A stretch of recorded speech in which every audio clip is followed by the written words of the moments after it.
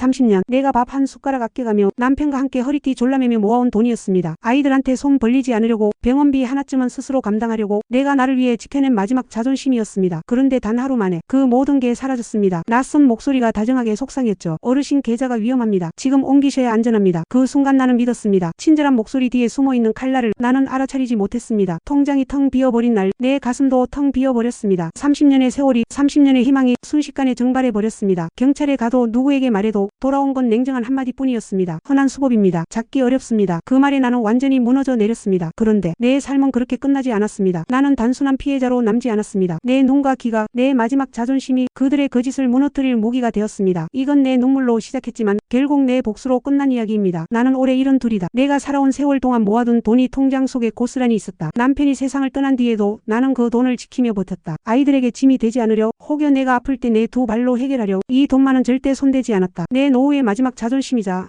내 인생의 버팀목이었다. 그날도 나는 통장을 들여다보며 스스로를 다독였다. 그래, 아직 괜찮아. 이 돈만 있으면 나는 끝까지 내 힘으로 살아갈 수 있어. 그런데 갑자기 전화벨이 울렸다. 여보세요? 낯선 목소리가 다정하게 내 귀를 파고들었다. 어르신, 큰일 났습니다. 고객님의 계좌가 지금 해킹을 당했습니다. 나는 깜짝 놀라 수화기를 움켜쥐었다. 네?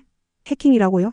그게 무슨 소리예요? 보이스피싱 조직이 어르신 계좌를 노리고 있습니다. 지금 바로 안전 계좌로 옮기셔야 합니다. 그렇지 않으면 전 재산이 몽땅 사라집니다. 그 목소리는 너무도 침착했고 친절했다. 나는 순간 안도의 한숨을 내쉬었다. 아, 다행이다. 그래도 누군가는 나를 지켜주려 하는구나. 하지만 마음 한쪽에서는 의심도 스쳤다. 안전 계좌? 그런 게 정말 있나? 왜 이렇게 갑자기 급하게 옮기라고 하지? 그러나 곧 불안이 의심을 덮어버렸다. 머릿속에 번개처럼 스친 생각은 하나였다. 만약 지금 옮기지 않으면 내 돈이 전부 사라질지도 모른다. 나는 떨리는 목소리로 물었다. 지금 어떻게 해야 합니까? 상대방은 조금도 흔들림 없이 말했다. 걱정 마십시오. 제가 다 도와드리겠습니다. 지금 말씀드리는 계좌로 바로 이체하시면 됩니다. 이건 정부에서 지정한 안전 계좌입니다. 혹시 아드님, 따님 계좌를 쓰셔도 됩니다. 제가 이미 확인했습니다. 나는 귀가 멍해졌다. 아들 이름을 저 사람이 어떻게 알지? 정말 은행 직원인가? 경찰인가? 목소리는 다시 한번 안심시키듯 다정하게 속삭였다. 어르신, 지금은 시간이 없습니다. 빨리 이체하지 않으면 고객님의 전 재산이 모두 사라집니다. 제가 도와드릴 테니 지금 바로 하세요. 나는 온몸이 얼어붙었다. 한쪽에서는 이게 사기일지도 모른다는 경고가 울렸고, 다른 한쪽에서는 30년 모은 돈이 한순간에 사라질 수 있다는 공포가 치밀어 올랐다. 그 순간 나는 결정을 내려버렸다. 그래, 일단 지켜야 해. 돈을 옮기기만 하면 안전하다 했으니 그 말이 맞을 거야. 내 손은 들들 떨리고 심장은 쿵쾅거렸다. 하지만 결국 나는 그 낯선 목소리에 이끌려 내 인생 전부와도 같은 돈을 그대로 옮겨버렸다. 그날 나는 알지 못했다. 내가 옮긴 건 단순한 돈이 아니라 내 삶과 자존심까지 송두리째 내어준 것이라는 사실을. 며칠 뒤 나는 은행으로 갔다. 혹시 잘못된 건 아닐까? 내 눈으로 직접 확인해야 마음이 놓일 것 같았다. 안녕하세요. 제 통장 좀 확인해주세요. 며칠 전에 돈을 옮겼는데 아직 잔액이 있지요? 직원은 모니터를 한참 들여다보다가 조심스레 고개를 들었다. 어르신, 잔액이 없습니다. 전부 인출됐습니다. 나는 그 말이 무슨 뜻인지 한동안 이해하지 못했다. 없다고요? 아니, 있을 리가 없잖아요. 그 돈은 30년 동안 모은 건데 그 돈으로 내가 어떻게든 살아가려 했는데. 직원은 미안한 듯 한숨을 쉬었다. 죄송합니다. 이미 빠져나갔습니다. 경찰에 신고하셔야 할 것 같습니다. 나는 그 자리에 얼어붙었다. 손끝이 저려오고 숨이 막혔다. 눈앞이 아득해졌다. 끝났구나. 내 삶이 이렇게 무너지는구나. 이제 남은 건 빚과 두려움뿐인가. 나는 가까스로 은행을 나와 경찰서를 찾았다. 지푸라기라도 잡는 심정이었다. 제 돈이 전부 사라졌습니다. 제발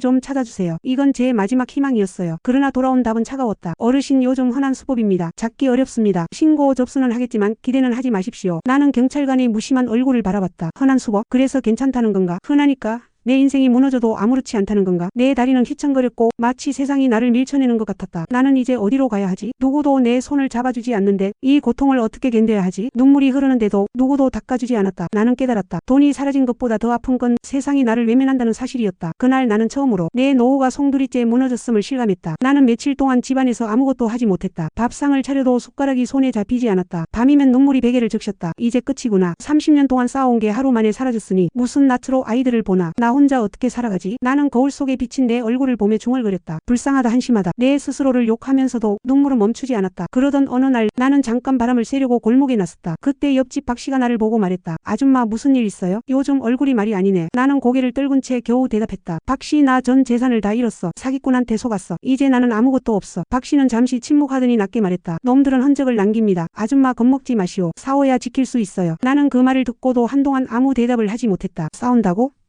나는 노인네 하나뿐인데 무슨 힘으로 저런 놈들을 상대해. 하지만 그날 밤 박씨의 말이 계속 귀에 맴돌았다. 싸워야 지킬 수 있어요. 싸워야 지킬 수 있어요. 나는 통장을 꺼내 들었다. 비어버린 숫자들을 바라보며 속삭였다. 그래, 이런 건 돈이야. 하지만 내가 완전히 무너져선 안 돼. 이대로 끝낼 수는 없어. 눈물이 흐르면서도 내 눈동자에 작은 불씨가 다시 켜졌다. 놈들이 나를 울렸지만 끝까지 울리게 두진 않을 거야. 내가 가진 게 몸뚱이와 이 눈, 이 기뿐이라도 끝까지 싸워보자. 그 순간 나는 알았다. 내가 피해자로만 남을지 아니면 다시 일어설지는 내 선택에 달려 있었다. 나는 며칠 동안 통장과 은행 내역서를 붙잡고 씨름했다. 숫자들이 춤을 추던 눈앞에서 뒤엉켰지만 이제는 피하지 않고 끝까지 보겠다고 마음먹었다. 이놈들이 내 돈을 빼갔다면 어디로 흘려보냈는지 흔적이 있을 거야. 돈이란 건 반드시 길을 남기지. 하지만 내가 본 건 낯선 회사 이름뿐이었다. 무역.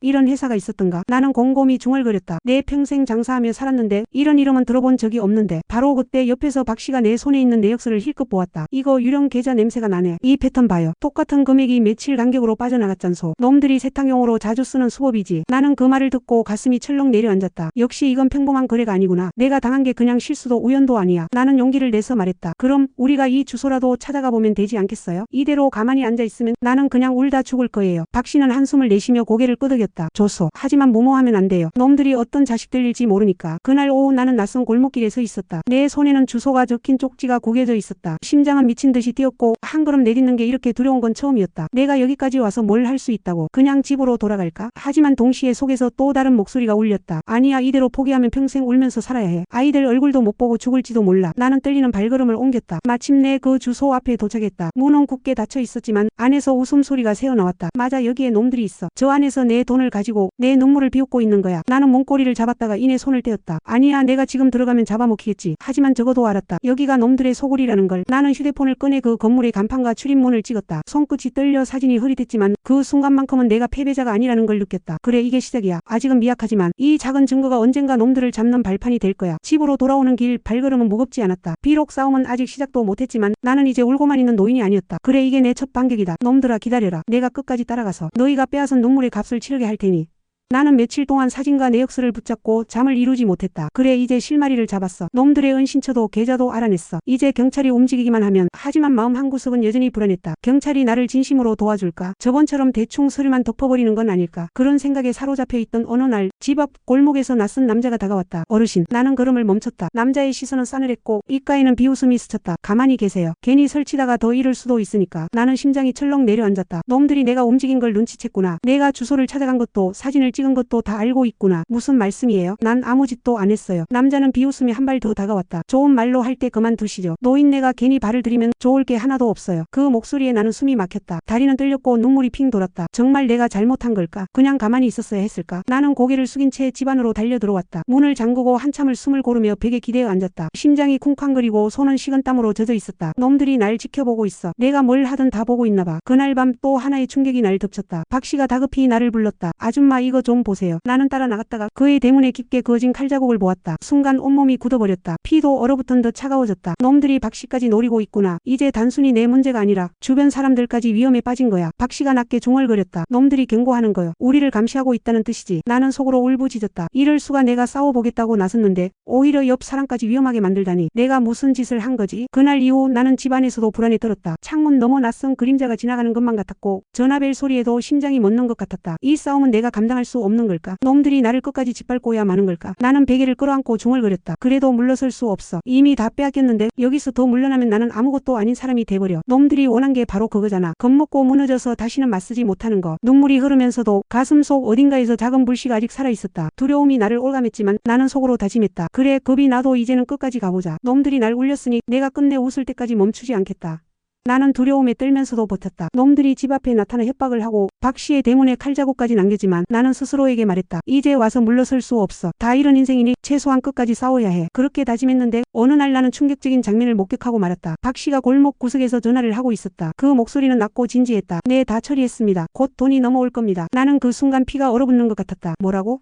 박 씨가 놈들이랑 한패였단 말이야. 눈앞이 아찔해졌다. 그래서 내게 다가와 위로하던 거였구나. 사실은 다 연기였어. 나는 또 속았구나. 세상에 믿을 사람 하나도 없는 거구나. 나는 울음을 삼키며 집으로 돌아와 문을 걸어 잠갔다. 심장이 미친 듯이 뛰었다. 이제 끝이다. 나는 완전히 고립됐다. 이웃까지 적이라면 나는 혼자다. 그날 밤 나는 한참을 고민했다. 경찰은 무심하고 놈들은 날 조롱하고 이웃은 배신했다. 그렇다면 나는 어떻게 해야 하지? 정말 끝까지 혼자 싸워야 하는 걸까? 며칠 뒤 경찰서에서 연락이 왔다. 어르신 제출할 증거가 있습니까? 나는 떨리는 손으로 휴대폰에 찍힌 흐릿한 사진들을 내밀었다. 이거 놈들이 쓰던 건물입니다. 그때 낯익은 목소리가 들렸다. 맞습니다. 제가 현장에서 확보했습니다. 돌아본 순간 박 씨가 서 있었다. 손에는 작은 녹음기가 들려 있었다. 그는 차분히 말했다. 아줌마 오해하지 마시오. 그날 내가 한 통화 다 놈들한테 들려주려고 일부러 연기한 겁니다. 놈들이 방심하도록 하려고 내가 배신자인 척했던 거요. 나는 숨이 막혔다. 뭐라고? 그게 다 연기였다고? 내가 본 건 배신이 아니라 놈들을 속이기 위한 연극이었단 말이야. 박 씨는 녹음기를 내 앞에 놓았다. 그 안에서 흘러나온 건 사기꾼들의 협박과 범행 고백이었다. 놈들이 뭐라고 했는지 다 들어보시오. 다 처리했습니다. 라고 말한 건 놈들을 방심시키려는 내 말이었어. 실제로는 그 대화 전부가 증거로 남았지. 나는 그제야 눈물이 터졌다. 나는 또다시 속았다고 생각했는데 사실은 그가 내 편이었구나. 박 씨는 무겁게 고개를 끄덕였다. 혼자가 아닙니다. 우린 아직 싸울 수 있어요. 나는 그 말을 가슴 깊이 새겼다. 그래, 나는 혼자가 아니었어. 아직 내 곁에 누군가 있었어. 그리고 나도 다시 일어날 수 있어. 그날 이후 내 눈빛은 달라졌다. 절망에 짓눌린 피해자가 아니라 반격을 준비하는 한 사람으로 다시 서기 시작했다. 놈들아, 기다려라. 이제는 내가 무너질 차례가 아니라 너희가 무너질 차례다.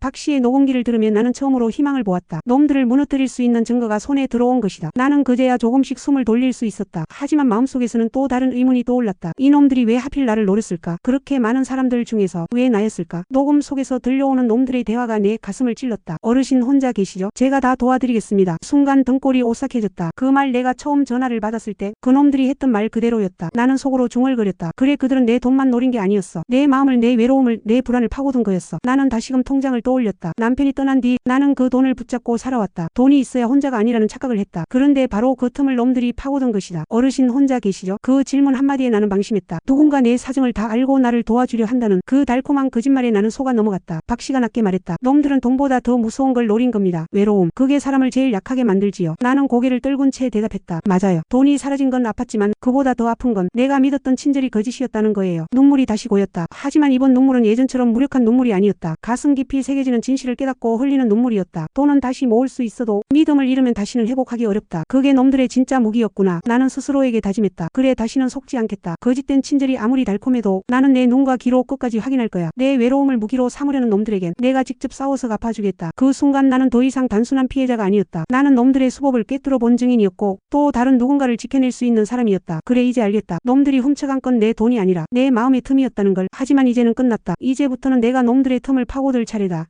경찰이 사기꾼 일당을 잡아갔다는 소식을 들었을 때 나는 처음으로 숨을 크게 내쉴 수 있었다. 끝났다. 이제 모든 게 끝났구나. 사람들은 내게 말했다. 어르신 대단하십니다. 용기 있는 행동이 아니었다면 이만큼도 못 밝혔을 겁니다. 나는 고개를 끄덕이며 대답했다. 아니요, 저는 그냥 제 삶을 지키려 했을 뿐이에요. 다만 이제 다시 시작할 수 있다는 게 고마울 뿐이죠. 그 순간 담당 경찰관이 내게 다가왔다. 어르신, 이제 안심하셔도 됩니다. 걱정하지 마세요. 나는 고개를 숙이며 말했다. 네, 이제 정말 괜찮은 거죠? 그때였다. 경찰관의 휴대폰에서 알림음이 울렸다. 띠링. 나는 얼어붙었다. 온몸에 소름이 돋았다. 이 소리, 이건 처음 사기꾼이 전화를 걸어왔을 때 내 귀에 들렸던 그 알림음이잖아. 내 심장이 미친 듯이 뛰기 시작했다. 나는 떨리는 목소리로 말했다. 잠깐만요, 이 소리 당신. 경찰관은 당황하며 휴대폰을 껐다. 어르신, 오해십니다. 그냥 제 알림음일 뿐이에요. 나는 고개를 저었다. 아니에요. 내 귀는 속지 않아요. 그 목소리 내가 처음 들었을 때부터 기억하고 있었어요. 당신이 그놈이었군요. 순간 주변이 술렁였다. 다른 경찰들이 놀란 눈빛으로 그를 바라봤다. 나는 떨리는 손으로 내 휴대폰을 꺼냈다. 혹시 몰라서 녹음해둔 게 있어요. 내가 당신과 나눴던 대화 전부 여기 있습니다. 녹음기 속에서 울려나온 목소리, 그리고 눈앞의 경찰관 목소리는 똑같았다. 순간 그의 얼굴이 일그러졌다. 이 늙은이가 끝까지 귀찮게 구네. 다른 경찰들이 그를 붙잡았고 나는 깊게 숨을 내쉬었다. 그래, 가장 믿었던 자가 사실은 가장 큰 배신자였구나. 이 세상에서 진짜 무서운 건 낯선 사람이 아니라 가까이 있던 거짓이었다. 하지만 이번에는 달랐다. 나는 당하지 않았다. 내 눈과 귀가 그를 잡아낸 것이다. 나는 담담히 말했다. 내가 지켜낸 건 돈이 아니에요. 사람의 얼굴과 목소리를 잊지 않는 내 눈과 귀였어요. 그리고 그 눈과 귀는 앞으로 더 많은 사람을 지켜줄 겁니다. 그렇게 나는 또 다른 시작을 향해 걸어갔다. 상처는 남았지만 더 이상 울고만 있는 노인이 아니었다. 나는 나 자신을, 그리고 또 다른 누군가를 지켜낼 수 있는 사람으로 다시 태어나 있었다. 이 이야기는 단순한 피해담이 아닙니다. 외로움과 불안을 파고드는 사기, 그러나 우리는 경험과 지혜로 막아낼 수 있습니다. 여러분의 이야기를 댓글로 남겨주세요. 그것이 또 다른 피해자를 지키는 힘이 됩니다.